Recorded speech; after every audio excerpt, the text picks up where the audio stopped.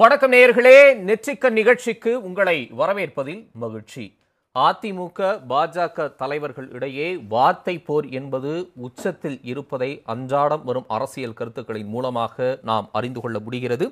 தேநீர் விருந்து முதல் கலைஞர் நூற்றாண்டு நாணய வெளியீடு வரை திமுக பாஜகவோடு நெருக்கம் காட்ட தொடங்கி இருக்கிறது. பாஜகவுடன் கூட்டணி செல்வதற்கான ஒரு முஸ்தீபாகத்தான் இதை பார்க்க வேண்டும் என்ற கருத்து அதிமுக தலைவர்களிடம் இருந்து தொடர்ச்சியாக வெளிவந்தது. குறிப்பாக அந்த கட்சியினுடைய பொதுச் செயலாளர் எடப்பாடி பழனிசாமி அதிமுக பாஜக இடையே ரகசிய உறவு இருக்கிறது என்ற ஒரு கருத்தை முன்வைத்திருந்தார். அதனை மறுத்து மறுநாளே முதலமைச்சர் திரு மு.க. ஸ்டாலின் அண்ணா மீது ஆணையாக நாங்கள் அவ்வாறான ஒரு பாதையை தேர்ந்தெடுக்க மாட்டோம், ஆதரித்தாலும் கொள்கையோடு ஆதரிப்போம், எதிர்த்தாலும் கொள்கையோடு எதிர்ப்போம் என்ற ஒரு விளக்கத்தை அளித்திருந்தார்.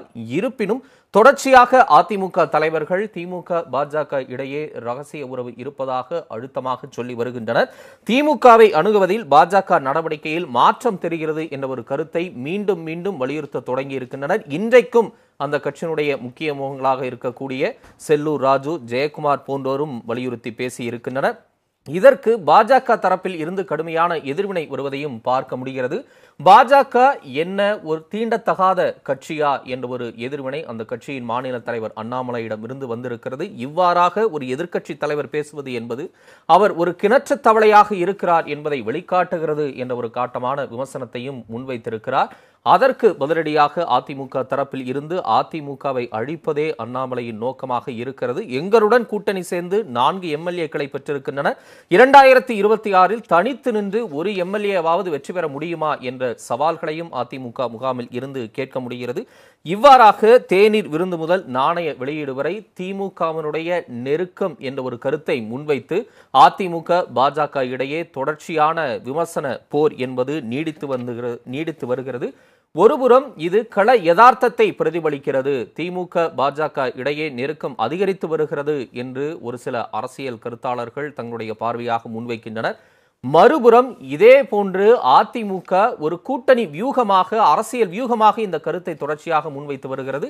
திமுக பாஜக இடையே நெருக்கம், கூட்டணி என்ற ஒரு கருத்தை விதைத்து கூட்டணியை பிளவுபடுத்தி 2026 திமுக கூட்டணியில் தற்போது பயணிக்கக்கூடிய கட்சிகளோடு இணைந்து ஒரு கூட்டணி அமைப்பதற்கான ஒரு முயற்சியாக இதனை அதிமுக முன்வைக்கிறது என்ற கருத்தும் சில அரசியல் கருத்தாளர்களிடம் இருந்து வருகிறது. இந்த இருதரப்பு கருத்தையும் முன்வைத்து இன்றைய நெற்றிக்கண் நிகழ்ச்சி பயணிக்க இருக்கிறது. தேநீர் விருந்து முதல் நாணய வெளியீடு வரை அதிமுக வெர்சஸ் பாஜக விடாது தொடரும் விமர்சன போர் என்ன தாக்கத்தை ஏற்படுத்தும்? நம்மோடு 5 சிறப்பு விருந்தினர்களாக இணைகின்றனர். மூத்த பத்திரிகையாளர் திரு ஜென்ராம், அரசியல் விமர்சகர்கள் திரு ரவீந்திரன் துரைசாமி, விரைவில் நம்மோடு இணைய இருக்கிறார் டாக்டர் காந்தராஜ், அரசியல் விமர்சகர் திரு பொங்கலூர் மணிகண்டன், தற்போது பாஜகவில் இருந்து திரு தூத்துக்குடி செல்வம் இணைகிறார். விருந்தினர்களுக்கு வணக்கம். முதல்ல திரு ரவீந்திரன் துரைசாமி, உங்கள்கிட்ட இருந்தே தொடங்குறேன். ஆளுநருடைய தேநீர் விருந்திலிருந்து இந்த நாணய வெளியீட்டு வரைக்கும் என்ன விதமான அரசியல் கருத்துக்கள், குறிப்பாக அந்த கூட்டணியை முன்வைத்து வந்த கருத்துக்கள் என்ன அப்படிங்கிறத நம்ம பார்த்தோம். அது ஏன் இந்த அளவுக்கு ஒரு விமர்சன போரா, ஒரு வார்த்தை யுத்தமா முற்றி நிற்குது? இதனுடைய பின்னணி அடியாழம் என்னவா நம்ம புரிஞ்சுக்கலாம்? அதாவது இன்னைக்கு இந்திய அரசியலில் மு.க. ஸ்டாலின் மிக முக்கியம் வாய்ந்தவராக இருக்கிறாங்க. 2014 ஜெயலலிதா அம்மையார் 37 எம்பிக்களை பெற்றிருந்தாங்க. பட் அது வந்து சூப்பர் ஃப்ளோஸ் ஃபார் மோடி. அவர் தனி மெஜாரிட்டி வந்துட்டு, அதனால தான் பொறுப்பு கவர்னரை போட்டு ஜெயலலிதா அம்மையாரை வரவேற்கவும் வழி அனுப்பவும் வச்சாங்க. Modi sure the place for ஜெயலலிதான்னு கூட நான் சொல்லியிருக்கேன். மோடியா லேடியான்னு கேட்ட ஜெயலலிதாவுக்கு ஷோர் த பிளேஸ்ன்னு கூட சொல்லியிருக்கிறேன். அடுத்தால 2019 ஸ்டாலினுக்கு 20க்கும் மேற்பட்ட எம்பிக்கள் வந்தது. மோடிக்கு தனி மெஜாரிட்டி அங்கே கிடைச்சிடுச்சு. ஸோ இதுக்கு ஒன்றும் பெரிய மதிப்பில்லை. திமுக மந்திரிகள் மேலே வழக்குகள் எல்லாம் வந்த சூழ்நிலை நம்ம பார்த்தோம். இப்போ ப்ரீபோல் அலையன்ஸ் என்டிஏ 293 எடுத்தாலும் மோடிக்கு பாஜகவுக்கு தனி மெஜாரிட்டி கிடையாது. சிராக் பஸ்வான் ஒரு பவர் பொலிட்டிக்ஸ் பண்ணுறாரு, நிதிஷ்குமார், சந்திரபாபு நாயுடு எல்லாரும் பண்ணும்போது ஒரு 22 எம்பிக்கள் வச்சிருக்கக்கூடிய மு.க. ஸ்டாலின்கிட்ட தனக்கு ஒரு உறவு இருக்குன்னு காட்டுறது இந்திய அரசியலில் மோடிக்கு ஒரு பெரிய லாபம். இதை நம்ம எதோட ஒப்பிட்டு பார்க்கணும்னா 1969 காங்கிரஸ் பிளவில் இந்திரா காந்தி அம்மையார் சார்ட்டர்ட் பிளைட்டில் வந்து கலைஞர் ஆதரவில் தான் கிரி ஜெயிக்க முடியும், தன்னோட ஆட்சி நிலைக்கும்னு வீட்டுக்கு வந்து ஆதரவு கேட்டு அந்த ஆதரவு பெற்ற மாதிரிப்பட்ட ஒரு சூழ்நிலை தான். பட் மோடிக்கு அப்படி ஒரு நிலைமை இல்லை. நாளைக்கு என்ன சூழ்நிலை வந்தாலும் ஒரு இதை நம்ம தெளிவாக ஒரு கான்டாக்டை வந்து ஏற்படுத்தி வச்சுடணும்னு மோடி நினைக்கிறாரு. ஒன்று. ரெண்டாவது, பாஜக 2014 ஒரு எம்பியும் 5.5% வாக்குகளும் பெற்றாங்க. தமிழ்நாட்டில் அன்னைக்கு காங்கிரஸ் வந்து ஒரு எம்பி கூட பெறல. கட்சி வசந்தகுமார் ஒரு குறிப்பிட்ட சமுதாய பலத்தால டெபாசிட் வாங்கினாரு. ஒரு இடத்துல கூட அந்த கட்சிக்கு டெபாசிட் கிடையாது. 4.3% வாக்கு தான் உண்டு. வாசனும் வெளியேறி போயிட்டாரு.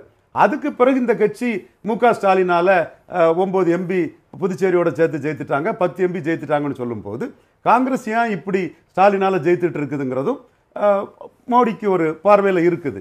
அப்போ அந்த சூழ்நிலையில அகில இந்திய அரசியல்ல இந்த ஆட்சியை கவிழ்க்க நினைக்கக்கூடிய சோனியா காந்தி அம்மையாருக்கு ஒரு செக் வைக்கவும், ஸ்டாலினை நம்பி 9-10 எம்பிக்களை ஜெயித்துட்டு இருக்க காங்கிரஸ் வெளியேறினா ஒரு நல்லா இருக்குங்கிற எண்ணத்திலையும் பாஜக வந்து தங்களோட எதிரி திமுக அல்ல, மாயாவதி அல்ல, மோடியை சொல்லிட்டாரு, பாரசைட்ஸ்னு சொல்லிட்டாரு, ஒட்டுணிகள்னு சொல்லிட்டாரு. கம்யூனிஸ்ட் கூட காங்கிரஸ் அளவுக்கு எதிரி கிடையாது. பழைய ஆர்எஸ்எஸ்க்கு வந்து கம்யூனிஸ்ட் தான் தத்துவார்த்த எதிரி, மோடிக்கு அப்படி கிடையாது.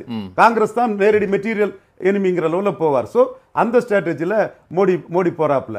சோனியா காந்தி அம்மையாரும் இதை புரிஞ்சுக்கிட்டு பதறிக்கிட்டு இதுக்கு வாழ்த்து தெரிவிச்சிட்டாரு ராகுல் காந்தி. எதுக்கு பதறிக்கிட்டு வாழ்த்து தெரிவிக்கணும்? இயல்பாவே தெரிவிக்கலாமே. கூட்டணியில தானே இருக்கிறாங்க, செல்வ பெருந்தையிலேருந்து எல்லாரையும் கூப்பிட்டு தானங்க விழா நடத்துறாங்க. எதுக்கு இதை நம்ம அந்த ஒரு கோணத்தில் அணுகணுமா? இப்போ என்ன சொல்றாங்கன்னா, நீங்க வந்து பாஜகவுக்கு மோடிக்கான தேவை இருக்கிறது, இப்போ குறிப்பா சந்திரபாபு நாயுடுக்கும் சிராக் பாஸ்வானுக்கும் நிதிஷ்குமாருக்கும் செக் வைக்கிறதுக்கு இப்படி ஒரு ஸ்ட்ராட்டஜி இருக்கு அப்படின்னா, திமுக ஒரு பக்கம் நெருக்கம் காட்டுகிறதுன்னு சொல்றதுக்கு என்ன அடிப்படை காரணம் இருக்க முடியும்? திமுக பொறுத்தவரை அவங்க அலையன்ஸ்ல தெளிவா இருக்கிறாங்க.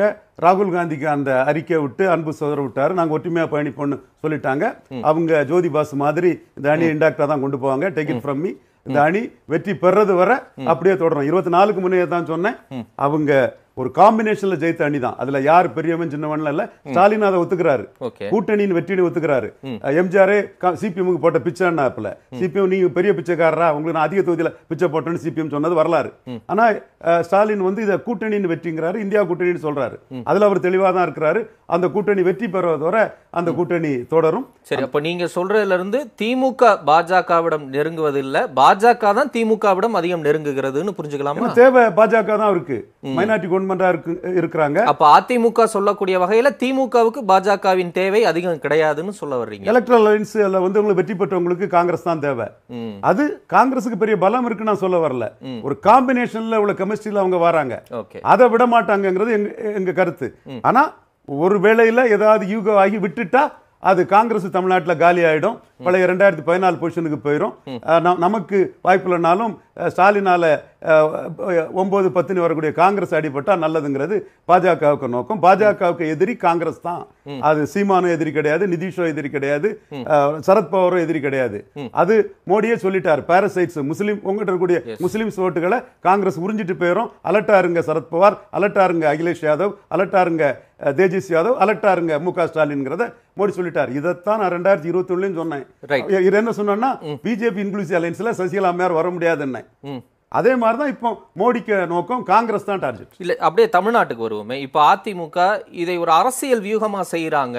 இதன் மூலமா திமுக பாஜகவுடைய ஒரு கூட்டணி இருக்கு, அது இன்னும் அதிகமா நெருக்கமாகிட்டு இருக்கு அப்படின்னு சொல்வதன் மூலமா கூட்டணியை உடைப்பதற்கான ஒரு வியூகமா அவங்க பண்றாங்கன்னு சொல்றாங்களா? அதை ஏற்கிறீங்களா? அதற்கான ரிசல்ட் அவங்க எதிர்பார்க்கலாம். ஆனா காங்கிரஸுக்கு என்ன செல்வாக்கு இருக்கு? காங்கிரஸ் என்ன செல்வாக்கு இருக்கு? காங்கிரஸ் செல்வாக்கு இருக்கு இல்ல சீட்ஸுக்கு அப்பாற்பட்டு நான் கேட்கிறேன். இப்ப கூட்டணியை உடைக்க இவங்க இப்படி ட்ரை பண்றாங்க, பாஜகவை வந்து ஒரு தீண்டத்தகாத சக்தியான்னு இப்ப வந்து அண்ணாமலை கேட்கிறாரு. அப்படியான ஒரு நிலைக்கு தள்ளி அந்த கூட்டணியில் இருக்கக்கூடிய கட்சிகளை தன்வயப்படுத்துவதற்கு இந்த பக்கம் எடுக்கிறதுக்கு அதிமுக முயற்சிக்கிறாங்க அப்படின்னு சொல்லி, அது நடக்குமா? நடந்தா அதுக்கு என்ன ரிசல்ட் வரும்? சிதம்பரம் வந்து முதல்ல அதுக்கு வாழ்த்து தெரிவிச்சு அலர்ட் ஆயிட்டாரா? மோடிக்கு சிதம்பரத்துக்கு தெரியுது, நம்ம இந்தியாவில் ஆட்சியை கவுழ்த்திரலான்னு கனவு காண்றோம், ஏதாவது நடந்துராதான்னு ஒரு கனவு காண்றோம். ஸ்டாலினுக்கு 22 இல்லைன்னா கனவு கூட காண முடியாத 5 வருஷமா. உடனே தான் ப. சிதம்பரம் வந்து டக்குன்னு வந்து இதுக்கு வாழ்த்து தெரிவிச்சு போறாரு. ராகுல் காந்தியும் வாழ்த்து தெரிவிச்சுட்டு போறாங்க. கூட்டணி கட்சிகளும் அதுல கலந்துக்கிறாங்க. பிஜேபி 22 எம்பிக்கள் இருக்கக்கூடிய காங்கிரஸுக்கு 9-10 எம்பிக்களை வெற்றியை கொடுத்த ஒரு தமிழ்நாட்டில் மிகப்பெரிய சக்தியா இருக்கக்கூடிய பெரிய ஸ்டேச்சர்ல இந்திய அரசியல் இருக்கக்கூடிய ஸ்டாலினை நோக்கி பிஜேபி நகர்றாங்க. ஓகே, நான் வரேன். திரு பொங்கலூர் மணிகண்டன், ஏன் தொடர்ந்து பாஜகவை நோக்கி இப்படியான விமர்சனங்கள் வச்சுக்கிட்டே இருக்கிறீங்க? ஒரு தீண்டத்தகாத கட்சியா ஏன் இப்படி எல்லாம் பேசணும்? எதிர்கட்சி தலைவருக்கு இது அழகா அப்படின்னு இது ஒரு அரசியல் வியூகமா எடுத்து திரும்ப திரும்ப அதை முன்வைக்க அதிமுக ஏன் யோசிக்குது? அப்படி என்ன வியூகம் இருக்கு இதுல? இல்ல சார், வீடும் சொல்ல, அதாவது கடந்த காலத்துல பாரதிய ஜனதா கட்சியுடைய தேசிய தலைவர்கள், மாநில தலைவர் எல்லோருமே திமுக குறித்தான பேசிய வார்த்தைகள், குறிப்பாக ஐயா கலைஞர் கருணாநிதி அவளை பற்றி பேசிய வார்த்தைகள் எல்லாவற்றையுமே பத்திரிகை இதையும் செய்தியா இருக்கிறது. திரு மோடி அவர்கள் கூட திமுகவுடைய கருணாநிதி குடும்பத்தினுடைய சொத்துக்கள் அனைத்தையும் பறிமுதல் செய்வது பேசினார். அப்ப இப்படி எல்லாம் பேசியவர் கருணாநிதியை குறித்து மிக மோசமான வார்த்தைகளை பிரயோகித்தவர்கள் இப்போது அவர் குறித்து மிக மேன்மையாக பேசக்கூடிய நிலை வந்திருக்குன்னு சொன்னா என்ன காரணம்? அதே மாதிரி இது ஒரு பெரிய ஒரு சித்திரம் என்னங்க, இப்ப நீங்க நாணயம் வெளியிடுறது யாருக்கு வருத்தமோ பெரிய சங்கடமோ இல்ல எதுக்கு தெளிவா கேட்டார். அதாவது ஒரு அரசியல் கணக்கு நிச்சயமாக மறைமுகமா இருக்கு. திமுகவுக்கும் பல சிக்கல் இருக்குது, வழக்கல் இருக்கு. பாஜகவுக்கும் தேவை, பாஜக மைனாரிட்டி அவங்களுக்கு தேவை இருக்குது. ஒரு வேலை நிதிஷ்குமாரோ அல்லது சிராக் பாஸ்வானோ அல்லது சந்திரபாபு நாயுடோ யாரோ ஒரு சிக்கல் பண்ணாங்கன்னா அப்ப அந்த இடத்தை பூர்த்தி ஒரு நபர் தேவையில்லைங்களா? அதற்கு முன்கூட்டியே அவர்களையும் வச்சிருக்கிறாங்க, இவர்களையும் வச்சிருக்கிறாங்க. காங்கிரசுக்கும் திமுக எச்சரிக்கிறது. இப்ப நீங்க ஏன்னா தமிழ்நாட்டில் சில காலங்களாக காங்கிரஸ்குள்ள சில கருத்து முரண்பாடு வருது. ஏன்னா காமராஜர் ஆட்சி அமைப்போம் அல்லது நாங்க இன்னும் அடிமையில நிறைய பேச ஆரம்பிக்கிறாங்க. அப்போ இந்த கருத்துக்களுக்கு எல்லாம் முற்றுப்புள்ளி வைக்கின்ற வகையில அல்லது ஒரு அச்சத்தை உருவாக்கின்ற வகையில திரு ஸ்டாலினும் செய்கிறார், பாஜகவும் செய்து.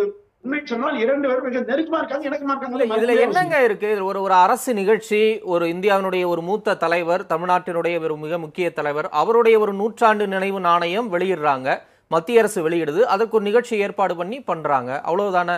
அதற்கு பிறகு ரயில்வே திட்டங்களுக்கு நிதி கொடுக்கல அப்படின்னு சொல்லி ஸ்டாலின் ட்வீட் போடுறாரு. நேரடி நியமனம் மத்திய அரசு பணிகளுக்கு நியமிப்பதற்கான அந்த அறிவிப்பாணைக்கு ரத்து செய்யணும்னு சொல்றாரு. அது சொன்ன உடனே இந்தியா கூட்டணிக்கு கிடைத்த வெற்றி, பாஜகவின் திட்டங்களை முறியடிப்போம்னு சொல்லி எல்லாரும் பேசுறாங்க. சோ இன்னமும் அந்த எதிர்ப்பு நிலையில தானே இருக்கிறாங்க.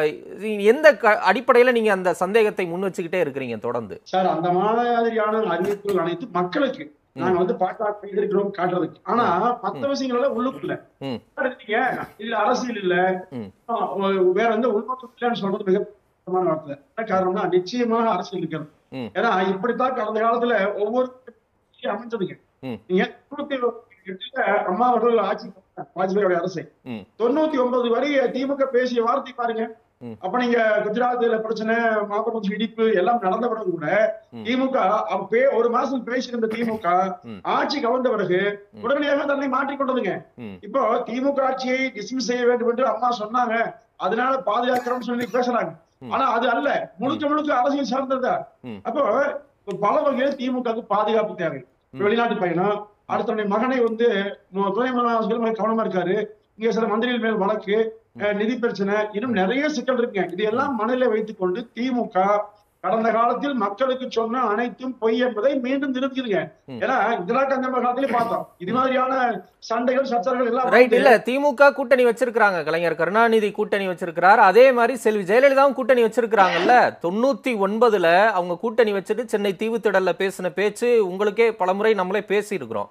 நான் ஒரு தவறு செய்தால் அதை உடனடியாக திருத்திக் கொள்ளும் இயல்புடையவர், பாஜகவோடு கூட்டணி வைத்து நான் தவறு செய்து விட்டேன், இனிமேல் அந்த தவறை என் வாழ்நாளில் செய்ய மாட்டேன்னு சொன்னாங்க. மறுபடியும் 2004 கூட்டணியோட இருந்து வாஜ்பாய் இந்தியா ஒளிர்கிறதுன்னு பிரதமர் வேட்பாளரா முன்னின்னு போனாங்க.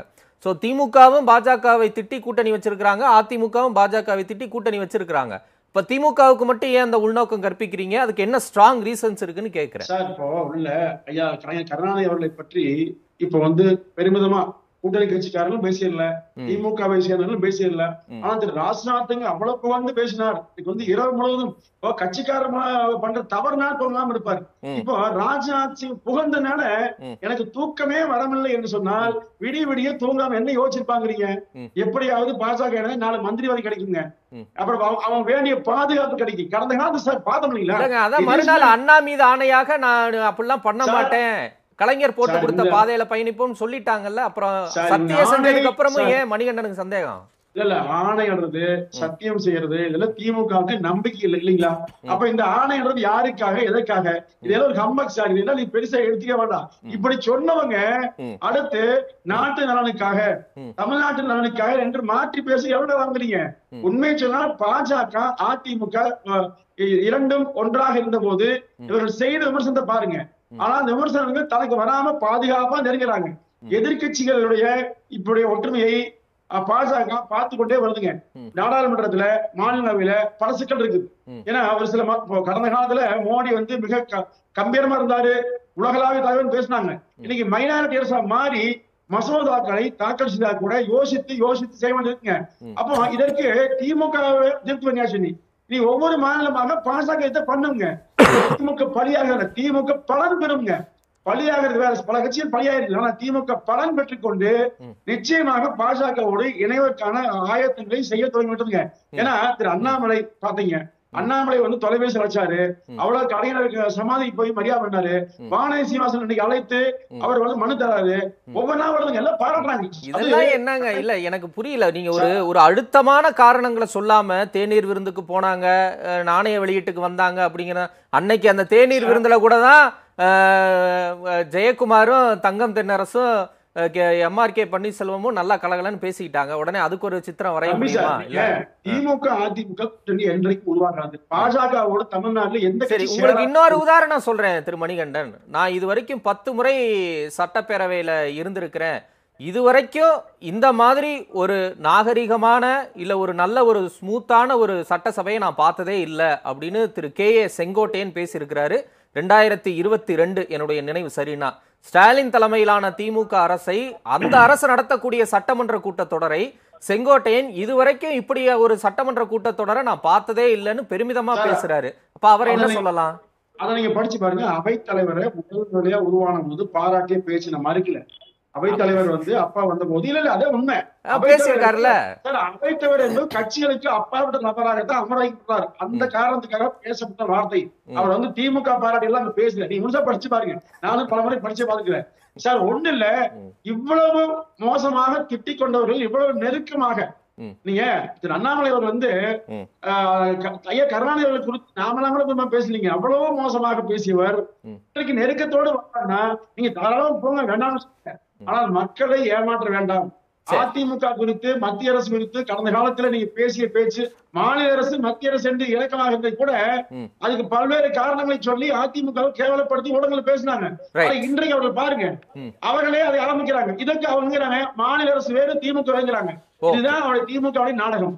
ஓகே, திரு தூத்துக்குடி செல்வம், ஏன் இப்படி தொடர்ந்து உங்களை வந்து எல்லாம் ஒதுக்கக்கூடிய ஒரு நிலைமையில பேசுறாங்க? உங்க கட்சியினுடைய மாநில தலைவரே ரொம்ப வேதனைப்படக்கூடிய ஒரு நிலையும் இருக்குது. இப்ப வரக்கூடிய விமர்சனங்களை எல்லாம் எப்படி புரிஞ்சுக்கலாம்? மாலை முரசு தொலைக்காட்சி நிறுவனத்திற்கு, அதன் நெறியாளர் சகோதரர் தம்பி தமிழரசனுக்கு, அது போலவே மூத்த ஊடகவியலாளர், எனக்கு முதலில் தொலைக்காட்சியில முகம் தந்த அண்ணன் ஜென்ராம் அவர்களுக்கு, அதை போலவே மரியாதைக்கு அண்ணாச்சி ரவீந்திரன் துரைசாமி அவர்களுக்கு, ஐயா காந்தராஜ் அவர்களுக்கு, நண்பர் மணிகண்டன் அவர்களுக்கு, உங்களுடைய தொழில்நுட்ப கலைஞர்களுக்கு எல்லோருக்கும் என்னுடைய வணக்கம். இதுல என்னன்னு கேட்டீங்கன்னா சார், நண்பர் மணிகண்டன் வந்து ஒரு வலுவில்லாத வாதத்தை வைக்கிறார். இப்ப என்ன நடந்திருக்குன்னா, ஒரு அரை நூற்றாண்டு காலம் தமிழ்நாட்டின் தலைப்பு செய்தியாக அவர் ஆளுங்கட்சியாக எதிர்கட்சியாக இருந்த பொழுதெல்லாம், ஆளுங்கட்சியாக இருந்தாலும் சரி எதிர்கட்சியாக இருந்தாலும் சரி, ஒரு அரை நூற்றாண்டு காலம் ஒரு தமிழ்நாட்டினுடைய தலைப்பு செய்தியாக இருந்த டாக்டர் கலைஞர் அவர்களுடைய புகழுக்கு மேலும் புகழ் சேர்க்கிற வகையில ஒரு 100 ரூபாய் நாணயத்தை வெளியிட்டிருக்காங்க. அந்த 100 ரூபாய் நாணயத்தை வெளியிடுவதற்கு மரியாதைக்குரிய மாண்புமிகு இந்தியாவினுடைய தலைமை அமைச்சர் நரேந்திர மோடி அவர்கள் வாழ்த்து சொன்னார்கள். அது போல கேபினெட்ல 3வது இடத்துல இருக்கிற மரியாதைக்குரிய மூத்த தலைவர் பாதுகாப்புத்துறை அமைச்சர் மாண்புமிகு ராஜ்நாத் சிங் வந்தாங்க.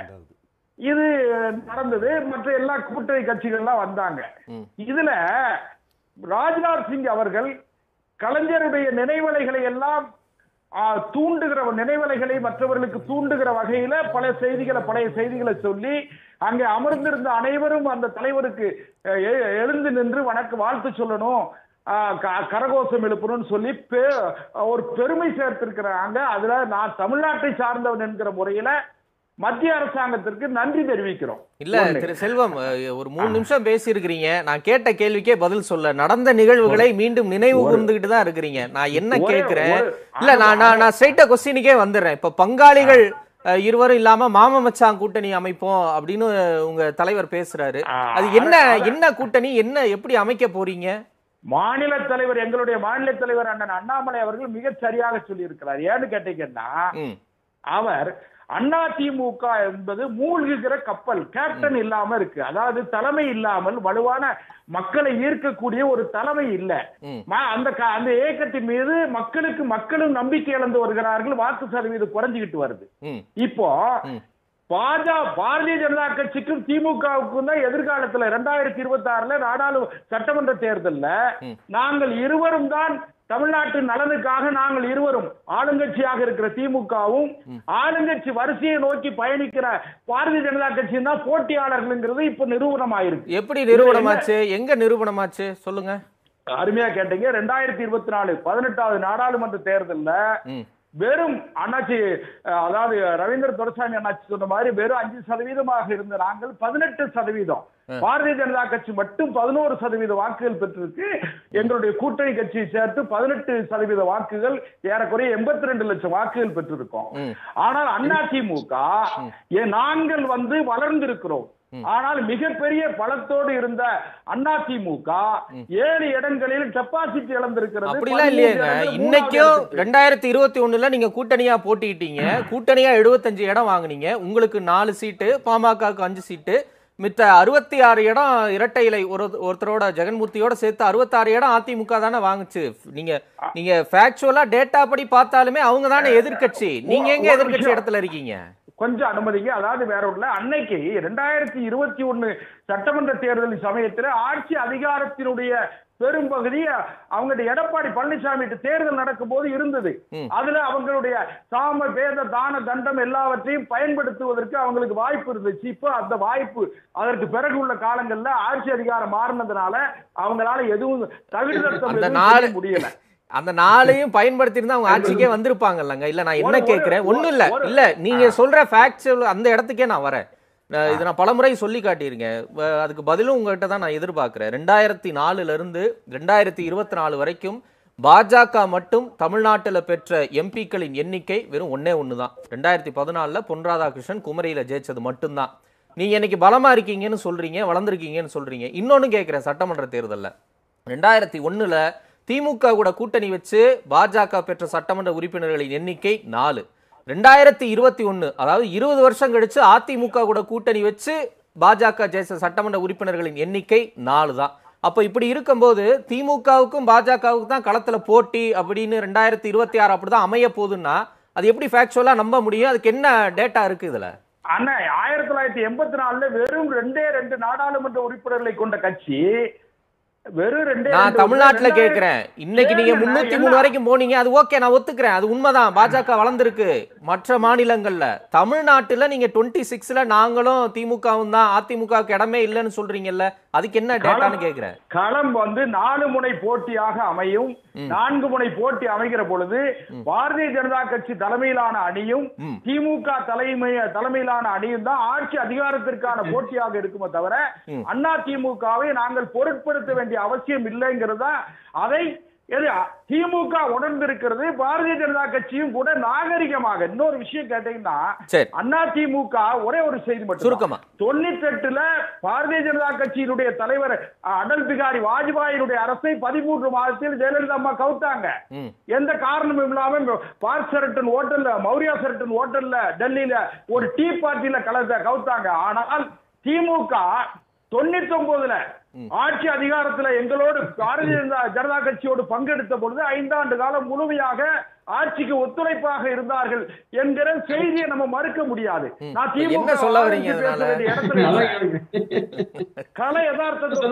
அதே நேரத்துல திமுக மிக சரியாக கணித்து அண்ணா திமுக இனிமேல் கரையேற போவதில்லை. தமிழ்நாட்டினுடைய நலனுக்கு பாரதிய ஜனதா கட்சியை எதிர்வரிசையில வைத்து தகுதியான எதிர்கட்சியாக வைத்து திமுக அரசியல் நடத்துகிறது.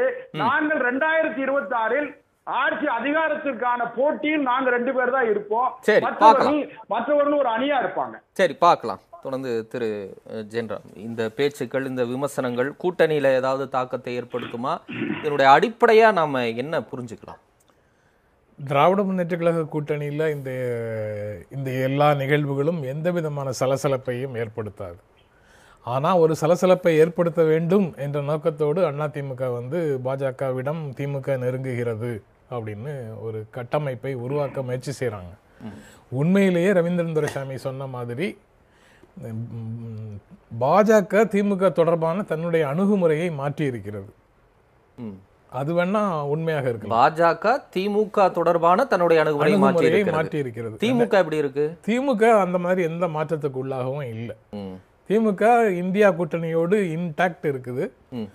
இந்தியா, அதையும் ரவீந்திரன் துரைசாமி, நான் பேச வேண்டிய எல்லா விஷயங்களையும் ரவீந்திரன் துரைசாமியே பேசிட்டாருன்னு நினைக்கிறேன். ஒருவேளை உங்க நோட்ஸ் அதாவது திமுக இந்தியா கூட்டணியோட நெருக்கமாக இருக்கிறது. வேற எந்த கட்சிக்கும் இல்லாத ஒரு மாபெரும் பெருமை வந்து திமுகவுக்கும் திமுக கூட்டணிக்கு தலைமை தாங்கிய ஸ்டாலினுக்கும் இருக்கு. ஏன்னா 40 தொகுதிகளிலும் இந்தியா கூட்டணி வெற்றி பெற்றிருக்கிறது. மத்திய பிரதேஷ்ல பிஜேபி வெற்றி பெற்றிருக்கிறது. இந்தியா கூட்டணி சார்பாக போட்டியிட்ட மேஜரான மாநிலங்கள்ல இந்த மாநிலத்துல மட்டும்தான் பாஜகவுக்கு ஓரிடம் கூட இல்லாமல், அந்த கூட்டணிக்கு ஓரிடம் கூட இல்லாமல் ஒரு வெற்றியை சாதித்து காட்டியிருக்கிறது. அதனால ஸ்டாலினுடைய கிராஃப் வந்து இந்திய அளவில் ஏறி நிற்குது. அதனால அவர் இந்த சமயத்துல எந்த காரணத்தை கொண்டும் இறங்கி செல்ல வேண்டிய அவசியமே இல்லை. சரி, சில காரணங்களை சொல்றாங்க. மாறாக பாஜகவுக்கு ரவீந்திரன் துரைசாமி சுட்டி காட்டியதை போல தனிப்பெரும்பான்மை இல்லாத ஒரு சூழல்ல கூட்டணி கட்சிகளை கட்டுப்பாட்டுக்குள் வைத்துக் கொள்வதற்காக கூட இந்த மாதிரி சில ஜிம்மிக்ஸை பண்ண வேண்டிய அவசியம் அவர்களுக்கு வேண்டுமானால் இருக்கலாம். திமுகவுக்கு பாஜகவோடு இணங்கி செல்ல வேண்டும், கட்சி அரசியல் ரீதியாக பாஜகவோடு இணங்கி செல்ல வேண்டும் என்ற எந்த விதமான நெருக்கடியும் இல்லை. சரி, இப்ப இந்த தேநீர் விருந்து இல்ல, ஓகே, தேவையும் இல்லைன்னு சொல்றீங்க. இப்ப இந்த தேநீர் விருந்து விவகாரத்தையே பலர் சொல்றாங்கல்ல, இப்ப கூட்டணி கட்சி புறக்கணிக்கிறாங்க, திமுகவா புறக்கணிச்சுட்டு ஆனா திமுக அரசு அதுல போய் பங்கேற்கிறாங்க. கடந்த காலங்களில் நீட்டுக்கு கையெழுத்திடலை, இல்லை தமிழ்நாடு அரசு ஏற்றி தந்த மசோதாக்களுக்கு ஒப்புதல் தரலை அப்படின்னு சொல்லி இதே திமுக முதலமைச்சர் காட்டமாக பேசி அந்த தேநீர் விருந்துகளை எல்லாம் புறக்கணித்த நிகழ்வையும் பார்த்துருக்கோம். இப்போ அவர் போய் பங்கேற்கிறாரு அப்படின்னா அதை எப்படி புரிஞ்சுக்கலாம்? ஏன்னா பங்கேற்பதற்கு முதல் நாள் தான் திரு ஆளுநர் ரவி திராவிடம் இந்தியாவின் ஒரு பிரிவினை சித்தாந்தம் அப்படின்னு பேசுகிறாரு. ஆகஸ்ட் 14, ஆகஸ்ட் 15 தேநீர் விருந்துக்கு போகிறாங்க. இது ஒன்று. ஆளுநருக்கான பதவிக்காலம் முடிஞ்சு ஏறக்குறைய 15 நாள், சுதந்திர தினத்தன்னைக்கு இப்போ ஒரு 20 நாள் ஆயிடுச்சு. என்ன விதமான ஒரு தீவிரத்தன்மை கொண்ட ஒரு எதிர்ப்பை திமுக வெளிப்படுத்தி இருக்கு? அப்ப இதெல்லாம் வந்து அவங்க கொஞ்சம் அந்த வீரியத்தை மட்டுப்படுத்திக்கிறாங்களா? அதுக்கு என்ன காரணம்ன்ற கேள்விகள் வருது இல்ல? இல்ல, அது எல்லாமே இக்னோர் பண்ணக்கூடிய, புறந்தள்ளக்கூடிய விஷயங்கள்னு நினைக்கிறேன். ஆனா ஒரு ட்ரெண்ட் இருக்கு. என்னன்னா, திராவிட முன்னேற்ற கழகத்திற்கு உள்ள கலைஞர் இருந்தால் இப்படி நடக்காது, ஸ்டாலின் பலவீனமானவராக இருக்கிறார்னு ஒரு செங்கல் ஊறுகிற வேலையை சில வெளியிலிருந்து ஆதரவு கொடுக்கக்கூடியவர்களும் அல்லது உள்ளேயே இருக்கக்கூடிய ஒரு சிலரும் செய்யறாங்க. ஆனா அப்படியும் இல்லை. இது கலைஞர் வந்து சேது சமுத்திர திட்டத்துக்காக ஒரு உண்ணாநிலை போராட்டத்தை நடத்திட்டு இருக்கும் போது உச்சநீதிமன்றம் அந்த போராட்டத்தை கண்டித்த அடுத்த நிமிஷம் கட்சி போராட்டம் நடத்துது, ஆட்சியில் இருக்கக்கூடியவர்கள் செக்ரட்டரியேட் போறோம், தலைமைச் செயலகம் போறோம் அப்படின்னு முதலமைச்சரே வந்து பந்தல், உண்ணாவிரத பந்தல்ல இருந்து ஆட்சி தலைமைச் செயலகத்துல போய் பணிபுரிய போயிட்டாரு. 2007, 8 அந்த ரேஞ்சில், அந்த நேரத்தில் சேது சமுத்திர திட்டம் தொடர்பான வழக்கு நடக்கும்போது உச்சநீதிமன்றத்தில் கண்டனம் வந்த உடனே அவர் போயிட்டாரு.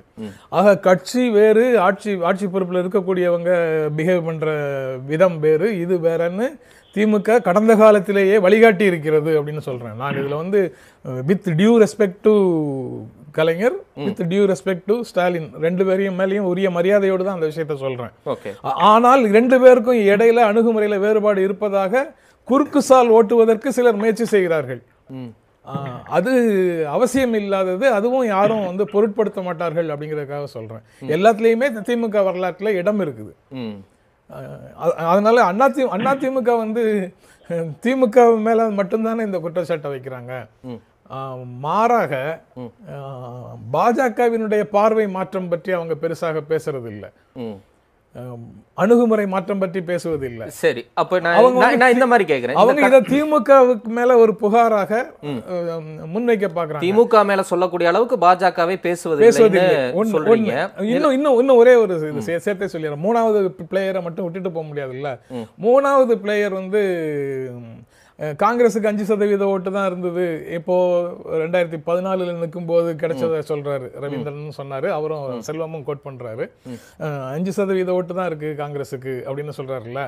இப்ப 11% வாக்குகள் பிஜேபிக்கு வந்துருச்சு இல்ல.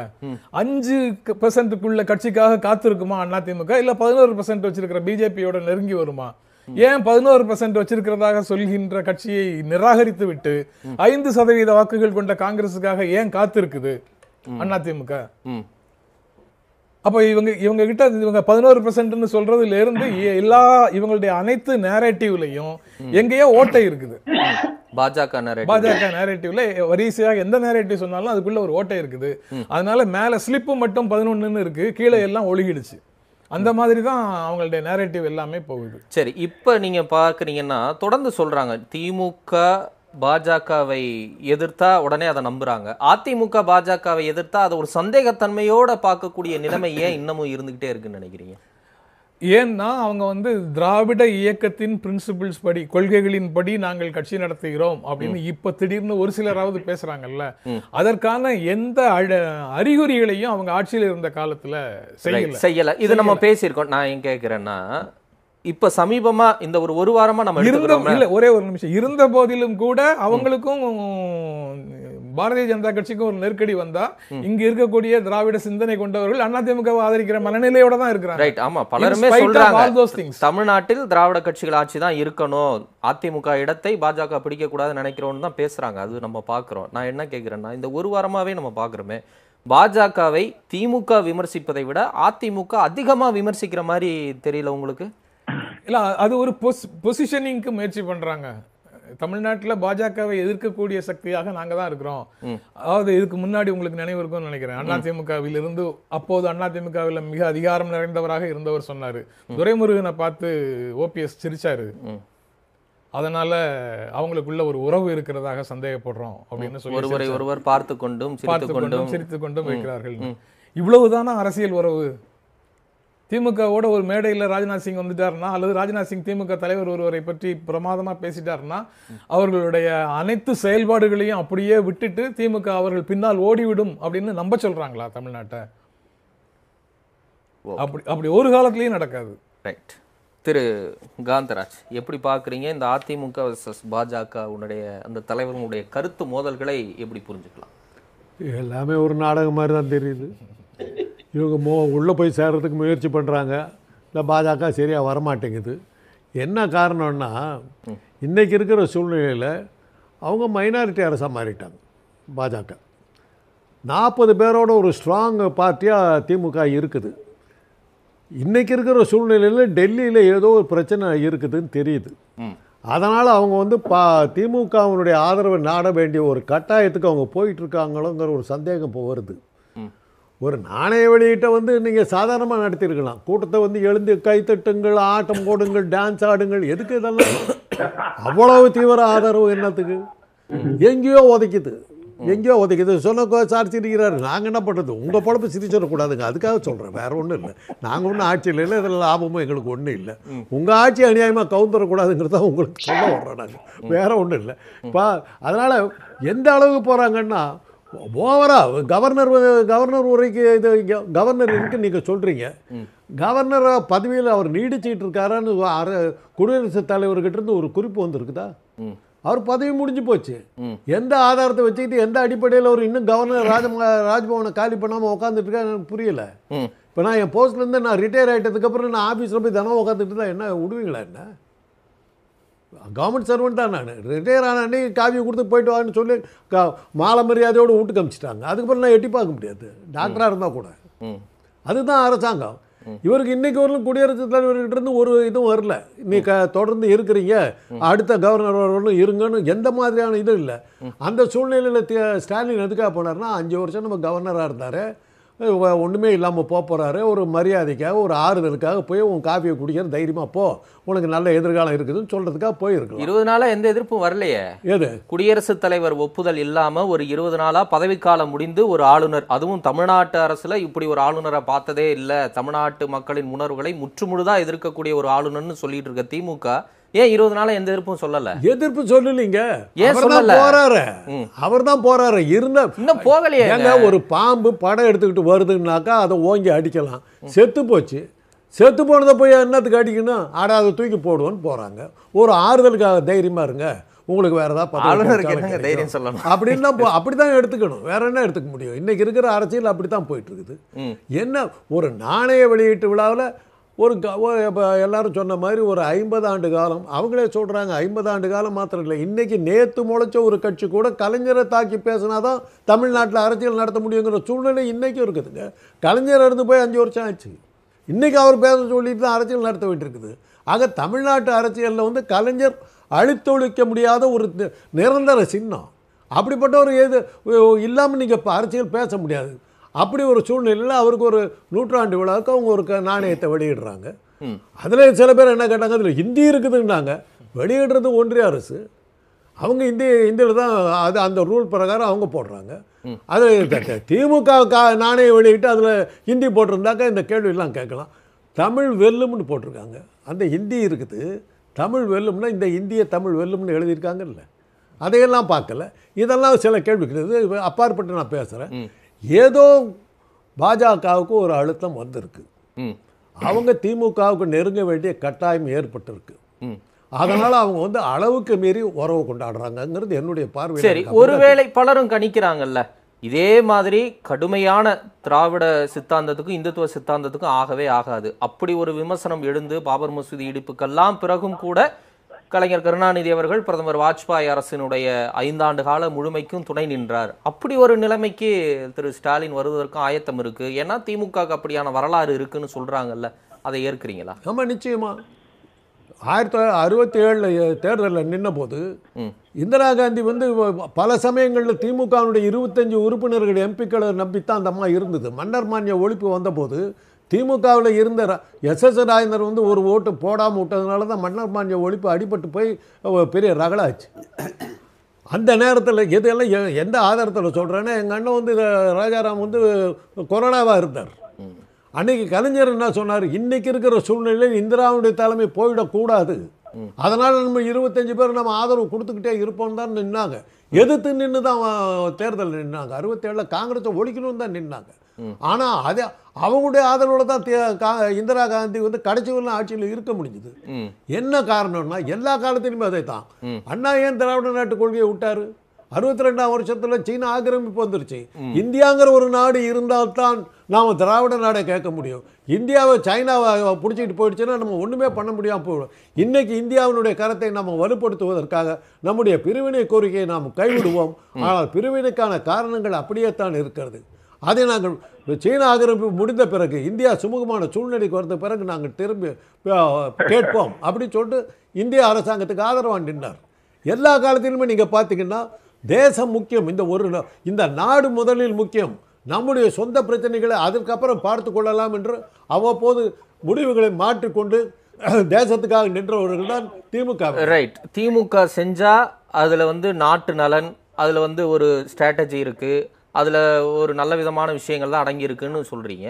அதே அதிமுக செய்யும் போது அடிமை ஆயிட்டாங்க, இது சித்தாந்தத்தை விட்டு கொடுத்துட்டாங்க, பாஜகவோட ஒன்றி போயிட்டாங்க அப்படின்னு சொல்லக்கூடிய ஒரு நிலை இருக்கா? திமுகவுக்கு ஒரு நியாயம், அதிமுகவுக்கு ஒரு நியாயம் இருக்கா? ஒரு சின்ன விளக்கு மாத்திரம் நான் கொடுக்குறேன். சீன ஆக்கிரமிப்புங்கிறது வெளிநாட்டு ஆக்கிரமிப்பு. நீட்டு தேர்வுக்கு ஆதரவு கொடுத்தது உள்நாட்டு மக்களையே கொள்ற திட்டம், அதுக்கு ஆதரவு கொடுக்குறீங்க, அது நியாயமா? நீட்டை எதிர்க்க கட்சி தான். ஜிஎஸ்டி போட்டீங்க, உள்நாட்டு வர்த்தகத்தை ஒழிச்சு கட்டி போட்டீங்க, அது நியாயமா?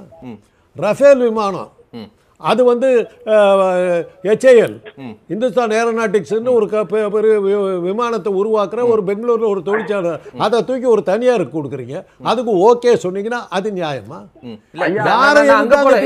யாருக்காக ஆதரவு கொடுத்தாங்க திமுக? அந்நிய நாட்டு படையெடுப்புக்கு சொந்த நாட்டானே கலைஞர் வசனம் தாங்க.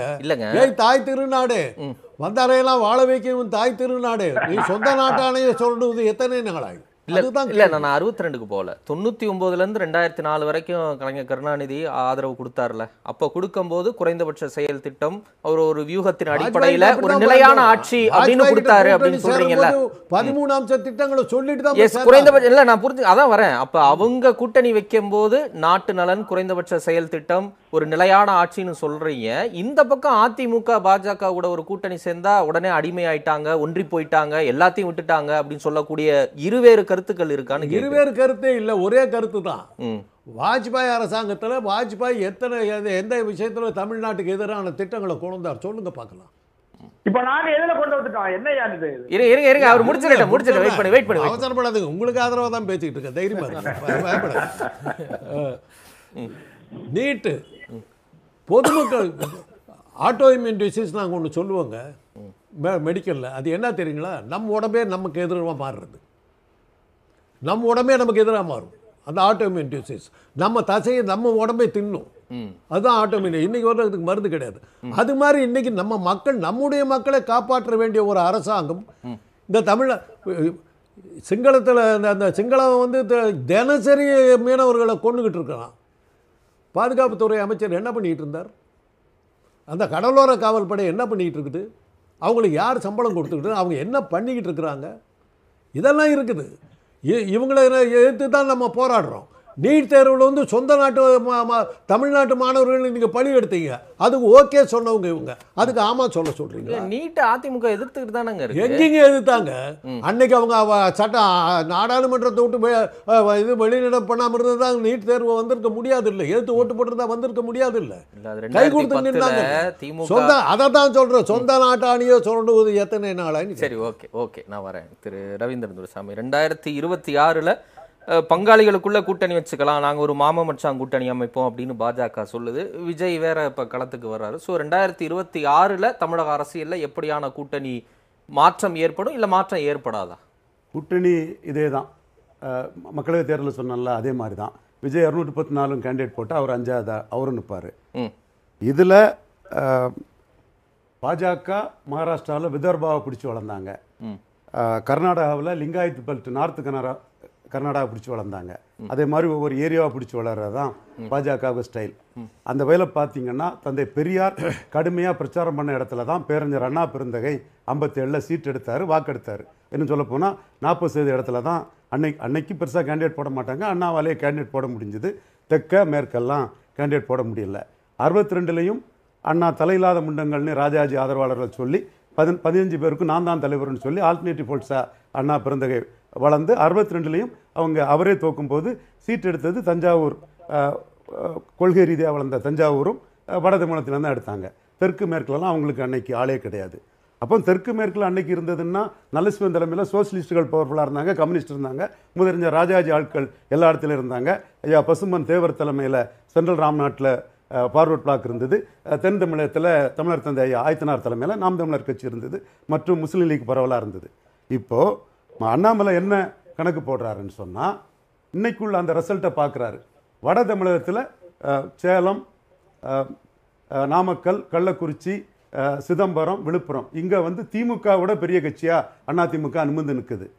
ஆனால் இங்கே போட்ட என்டிஏ கட்சியோட மாம்பழம் சின்னம் 9 தொகுதியில் 3வது ரெட்டையில் அனுப்பிட்டு, அதில் கள்ளக்குறிச்சியில் 4வது போயிட்டு, மாம்பழம் ரெட்டையில் 2வது அனுப்பின தொகுதியில் கூட 23% ஓட்டு எடப்பாடி பழனிசாமி எடுத்திருக்காரு, ஸ்ட்ராங் ஓட்டு.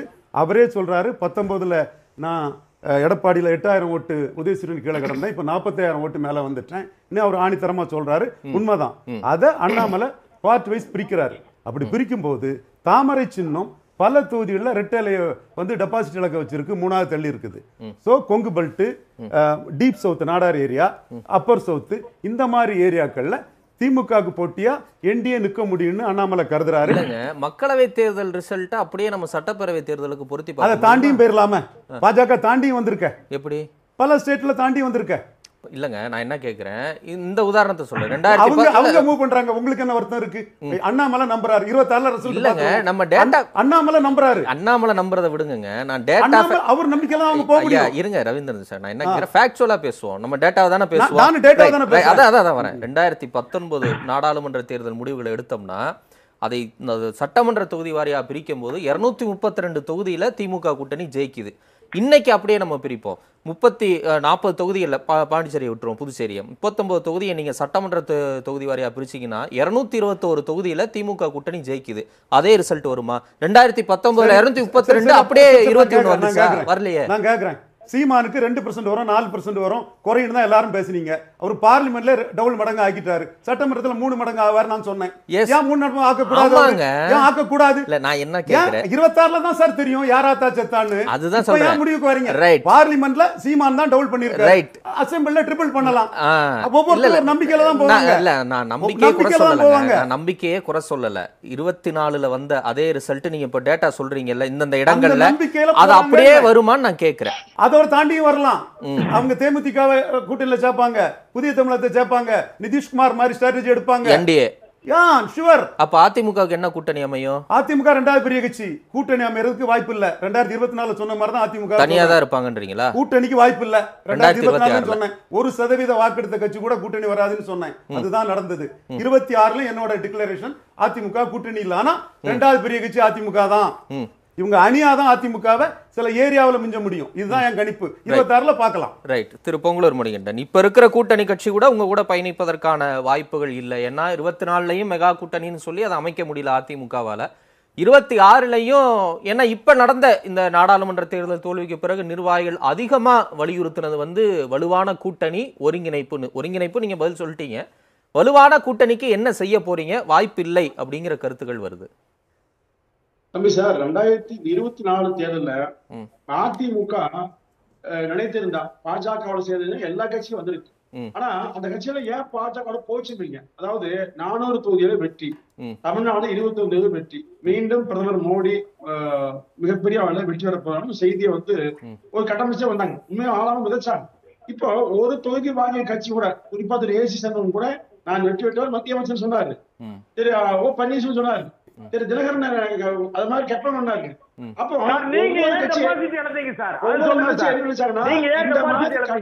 செல்வம் அவர் முடிச்சதுக்கு அப்புறம் பேசுறாரு. அவர் பேசட்டும். அப்ப இந்த கற்பனையில் சேர்ந்த கூட்டணியோடைய அதற்கு பிறகு கற்பனை கோட்டை உடைந்து விட்டதுங்க. ஏன்னா அதிமுக இல்லாமல் யாருமே அங்க மத்தியில் இடம்பெற முடியாது, வெற்றி பெற முடியாத வந்துச்சுங்க. ஏன்னா அதிமுக தெளிவாக தெரியும், நாடாளுமன்ற தேர்தலில் பிரதமர் யாரையும் முன்னெடுத்தவில்லை. மற்ற மாநிலம் முன்னெடுத்தாம ஜெயிச்சாங்க உண்மை, தமிழ்நாட்டில் ஜெயிச்சாங்க உண்மை. இந்த தேர்தலில் கடைசி நேரத்தில் கூட்டணி பிளவு உண்மை. இப்ப அதிமுக பாஜக போனாலும் பரவாயில்ல, கூட போவான்னு தெரிஞ்சதுங்க. வரலையாலும் பரவாயில்ல தனிச்சு நின்னாங்க.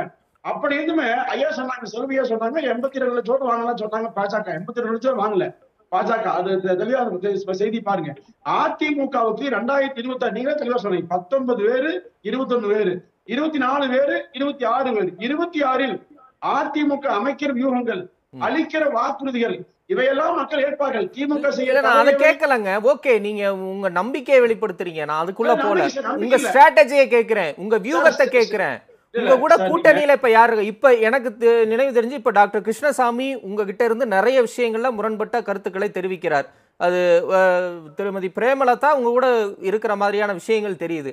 நீங்க ஒரு வலுவான கூட்டணி அமைப்பதற்கு என்ன வியூகம் வச்சிருக்கீங்கன்னு கேக்குறீங்க. நீங்க இந்த ஆட்சி செய்யக்கூடிய நிறை குறைகளை, நீங்க வைக்கக்கூடிய பிரச்சாரங்களை கேட்கல, நான் ஸ்ட்ராட்டஜியா கேட்கிறேன்.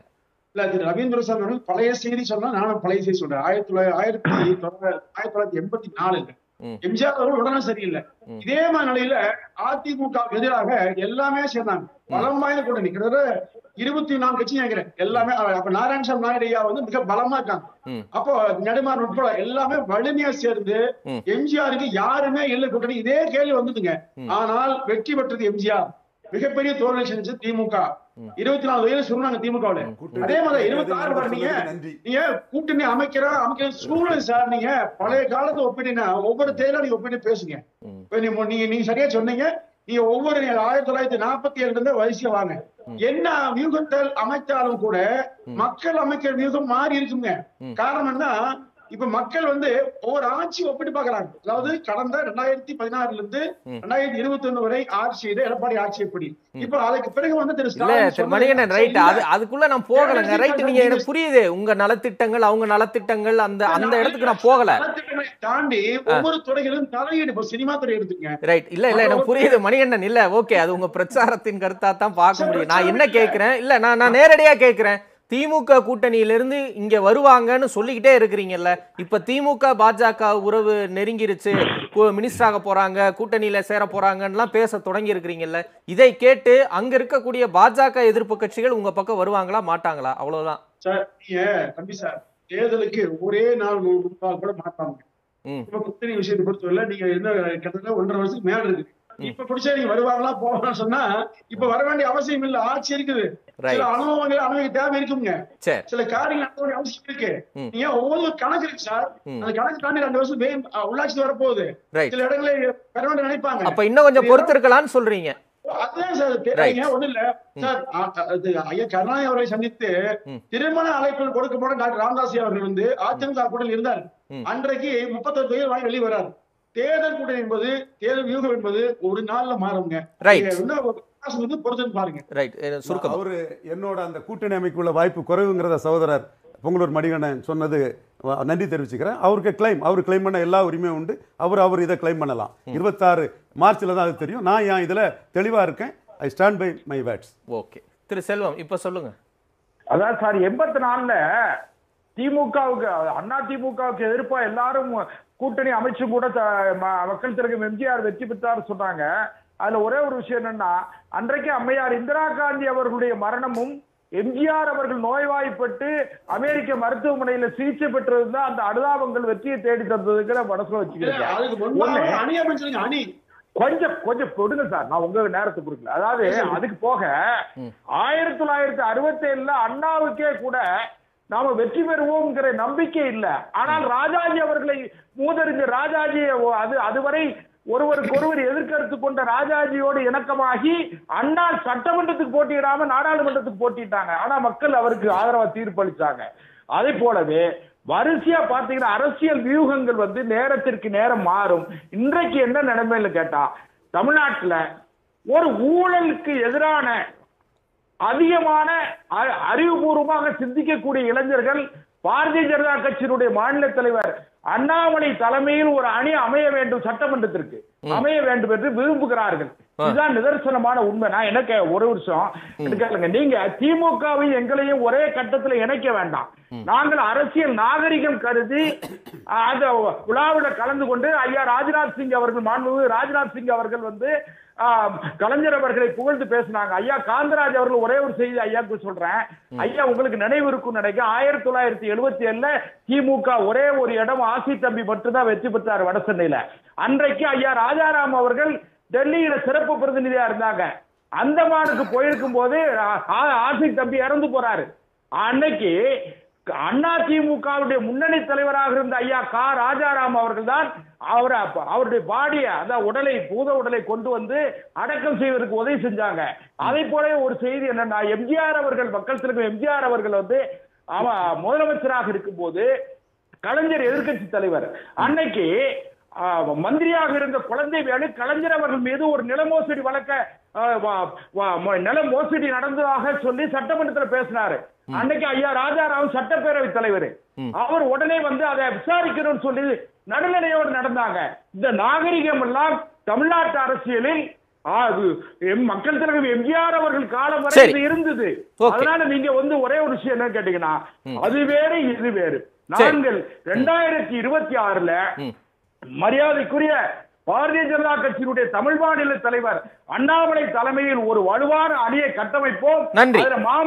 மாம மச்சான் நீங்க யாரை எடுத்துக்கிட்டாலும் சரி, அண்ணன் தம்பின்னு நீங்க யாரை எடுத்துக்கிட்டாலும் சரி, நான் சொல்லலங்க, உங்க தலைவர் தான் சொன்னார் அந்த வார்த்தை. வலுவான அணி அமைக்கும். ரைட், நன்றி திரு ஜென்ராம். கூட்டணி கணக்குல ஏதாவது மாற்றம் ஏற்பட வாய்ப்பு இருக்கா? அதுக்கான முஸ்தீபுகள் தெரியுதா? இல்ல, திராவிட முன்னேற்ற கழக கூட்டணியில புதிதாக வேறு ஏதேனும் கட்சிகள் வந்து சேரலாமே தவிர இருக்கக்கூடிய முதன்மையான கட்சிகள் எதுவும் அந்த அணியை விட்டு போவதற்கான வாய்ப்பு இல்லை. அது ஒரு அரசியல் கூட்டணியாக நான் பார்க்கிறேன். அந்த அரசியல் கூட்டணி இப்போது இந்த சலசலப்புகளுக்கு ஆட்பட்டு பிரிந்து போவதற்கான வாய்ப்பே இல்லை. அவங்களுக்கு ரொம்ப தெளிவாக தெரியும் அதிமுக இப்ப சொல்வது உண்மை அல்ல அப்படிங்கிறது அவங்களுக்கு தெளிவாக தெரியும். அதனால திமுக அணிக்குள்ள எந்த விதமான பிரச்சனையும் வராது. 2026 அதிமுகவுக்கு ஏதேனும் கூட்டணிக்கான வாய்ப்பு இருக்குதா அப்படின்னா, அதற்கு முன்னால இப்போ இந்த ஆண்டு இறுதிக்குள்ள 3 சட்டப்பேரவை தேர்தல்கள், இந்த மாதிரி அடுத்தடுத்து வரக்கூடிய இந்திய அளவில் நடக்கக்கூடிய பல்வேறு தேர்தல்களில் பாரதிய ஜனதா கட்சியின் செல்வாக்கு என்ன என்பதை பார்த்து இப்போது பாஜகவோடு நெருக்கமாக இருக்கக்கூடிய கட்சிகளாக தெரிபவை எல்லாமே அதிமுக பக்கம் திரும்பி வருவதற்கான வாய்ப்பு இருக்கு. அதிமுக அணி வலுப்பெறுவதற்கான வாய்ப்பு இருக்கு சட்டப்பேரவை தேர்தலை பொறுத்த வரைக்கும். திமுக கூட்டணிக்கு அடுத்துதான் அந்த போட்டி இரண்டாவது இடத்துக்கான போட்டியாகத்தான் நான் பார்க்கிறேன். முதல் இடம் முடிவானது அது திமுக கூட்டணி தான். இல்ல நீங்க வெற்றியை சொல்றீங்களா? வெற்றியவே சொல்றேன். 26 தேர்தல் வெற்றியவே சொல்றேன். எந்த மாற்றமும் இருக்கிறது இல்ல. கிரவுண்ட்ல வேற மாதிரியான ரிப்போர்ட்ஸ் எல்லாம் வருது. அதிருப்தி இருக்கு, சட்டம் ஒழுங்கு, பல விஷயங்கள்லாம் சொல்றாங்கல்ல. 7-8 வருஷமா எல்லா எலெக்ஷன்லயும் அதிருப்தி தான். எல்லாமே அப்படி இல்லாத ஒன்றை உருவாக்குவதற்கான முயற்சி, ஊடகங்களின் துணையோடு உருவாக்குவதற்கான முயற்சி தான் அது. அது போக அதிருப்திங்கிறது எல்லாருக்குள்ளேயும். இப்போ இவ்வளவு நேரம் யாரோ ஒரு விருந்தினரை நீங்க அதிகமாக பேச விடுறீங்கன்னு எனக்கு உள்ளூர ஒரு வருத்தம் இருந்ததுன்னு வச்சுக்கோங்க. அந்த அதிருப்தியோ வருத்தமோ உங்க மேல எனக்கு இருக்கக்கூடிய அன்பை மாற்றாது. அது அந்த நொடியில வர்றது. அதே மாதிரி திமுக ஆட்சியில யாருக்காவது கொஞ்சம் வருத்தம் இருக்கலாம், அதிருப்தி இருக்கலாம். ஆனா அது இந்த அரசியல் அணியை தோற்கடிக்கும் அளவுக்கு அந்த அதிருப்தி ஒரு நாளும் எதிர்ப்பாக மாறாது. 2026க்குள்ள. ஓகே டாக்டர் காந்தராஜ், உங்களுடைய நிறைவு கருத்து. 2026 அதாவது இன்னைக்கு இருக்கிற சூழ்நிலையில தமிழ்நாட்டை பொறுத்தவரையிலும் இந்த ரமணா படத்துல ஒரு டயலாக் ஒன்று வரும், திருப்பி நான் சொல்றேன். You Tamils are emotional idiots அப்படிம்பாரு. அன்னைக்கு ஜென்ராம் சார் சொன்ன மாதிரி, ரவீந்திரன் எல்லாம் அவங்கெல்லாம் சொன்ன மாதிரி, எம்ஜிஆருடைய நோயையும் சாவையும் பார்த்து தான் நம்ம ஓட்டு போட்டோம். இந்திரா காந்தி சாவு, எம்ஜிஆருடைய நோயையும் சாவையும் பார்த்து ஓட்டு போடுற கூட்டமே நம்ம தான். ராஜீவ்காந்தி இறந்த உடனே அன்னைக்கு வரலும் இருந்த ஆந்திராவுடைய தேர்தல் முதல் கட்ட தேர்தல் முடிஞ்சு போச்சு. 2வது கட்ட தேர்தலும் போது ராஜீவ்காந்தியை கொல்லப்படுகிறார். அப்படியே தேர்தல் மாறிடுச்சு. ஆனால் ராஜீவ்காந்தியுடைய மரணம் தமிழ்நாடு ஆந்திராவை தவிர வேறு எந்த மாநிலத்திலும் அந்த தாக்கம் ஏற்படுத்தலை. அப்போ தான் அதனால தான் அதை சொன்னாங்க, தமிழ்நாட்டுக்காரன் எமோஷனல் இடியட்ஸ்னு. ஆனால் இன்றைக்கி என்ன நடந்தது? கள்ளக்குறிச்சியில் கள்ளச்சாராய சாவுகள், ஒரு பெரிய அரசியல் கட்சி தலைவராக உங்களால் வர்ணிக்கப்படுகிற ஒருவருடைய படுகொலை, ரெண்டுமே எந்த தாக்கத்தையும் ஏற்படுத்தாமல் விக்கிரவாண்டியில் அனாவசியமாக திமுக ஜெயிச்சுக்கிட்டு போகுது. ஆக அந்த எமோஷனல் இடியட்ஸாக இருந்த தமிழர்கள் அதிலிருந்து வெளியே வந்துட்டாங்க. அதனால் 26ஆம் வருஷத்தில் எந்த வகையான ஒரு பெரிய தலைவர்களை கொள்றதோ இதை வச்சோ ஒரு எமோஷனல் பிளாக்மெயில் பண்ணுறதுக்கு இனிமேல் வாய்ப்பு இருக்கிறதா எனக்கு தெரியலை. இன்னைக்கு இருக்கிற சூழ்நிலையில் 40க்கு 40 வெற்றி அடைஞ்ச ஒரு கூட்டணியை உடைச்சிக்கிட்டு இன்னொருத்தரோட போய் சேர வேண்டிய அவசியம் திமுகவுக்கு இல்லை. இன்னொரு பாயிண்ட் என்னன்னா, அதிமுகவுக்கு எப்போ ஒரு வாய்ப்பு வரும்னா, இன்றைக்கி ஒருங்கிணைப்பு குழுன்னு அவங்க கட்சியிலேயே ஒரு பெரிய தலைகள்லாம் ஒன்றா சேர்ந்து ஒரு ஒருங்கிணைப்பு குழு நடத்தி ஆரம்பிச்சிருக்காங்க. அவங்க அந்த ஒருங்கிணைப்பு குழு வெற்றிகரமான முறையில் செயல்பட்டு அதிமுகவை ஒருங்கிணைச்சு அந்த தலைவர்களில் சில மாற்றங்களை கொண்டு வந்து செயல்படக்கூடிய ஒரு நல்ல தலைவரை கொண்டு வந்து வச்சா திமுகவினுடைய கடும் போட்டியாக அதிமுக மாறுவதற்கான வாய்ப்பு உண்டு. அதற்கான வாய்ப்புகள் மிக மிக அதிகமாக இருக்கிறது. அதுதான் என்னுடைய பார்வை. எந்த காரணத்தை அந்த மாதிரி ஒரு சூழ்நிலை வரும்போது இதே பாஜக அதிமுகவிடம் போய் என்னங்க நம்ம பழைய மாமா மச்சான் மறந்துட்டீங்களான்னு கேட்டாங்கன்னா ஆச்சரியப்பட மாட்டேன். சரி, பார்க்கலாம் என்ன நடக்குதுன்னு. கருத்துக்களை பகிர்ந்த விருந்தினர்கள் அனைவருக்கும் நன்றி. மீண்டும் சந்திப்போம் நேயர்களே. நன்றி, வணக்கம்.